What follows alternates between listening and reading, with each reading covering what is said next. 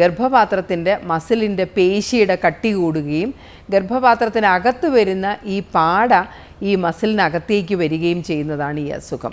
ഇതിൻ്റെ ലക്ഷണങ്ങൾ അതികഠിനമായ വേദനയാണ്. മാസക്കുളിയുടെ സമയത്തും അല്ലാതെയും ഒക്കെയുള്ള വേദനയും ബ്ലീഡിങ്ങുമാണ്. പണ്ട് ഇതിനൊരു മാർഗം ഗർഭപാത്രം എടുത്തു കളയുക എന്നത് മാത്രമേ ഉണ്ടായിരുന്നുള്ളൂ. പക്ഷേ ഇപ്പോൾ ഞാൻ പറയാൻ പോകുന്ന പല കാര്യങ്ങൾക്കും ഗർഭപാത്രത്തിനകത്ത് കോപ്പർ ടീ പോലെ ഒരു ചെറിയ സാധനം അകത്ത് നിക്ഷേപിക്കുന്നു. അതിനകത്ത് വളരെ ചെറിയ ഹോർമോൺ അടങ്ങിയിട്ടുണ്ട്.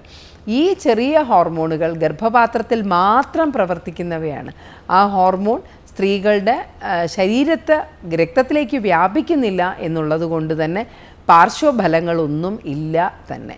ഇങ്ങനെ ഹോർമോൺ അടങ്ങുന്ന ഗർഭപാത്രത്തിനകത്ത് നിക്ഷേപിക്കാവുന്ന ഈ ചെറിയ ഉപകരണം നിക്ഷേപിക്കാൻ ആകെ 5 മിനിറ്റേ വേണ്ടുള്ളൂ.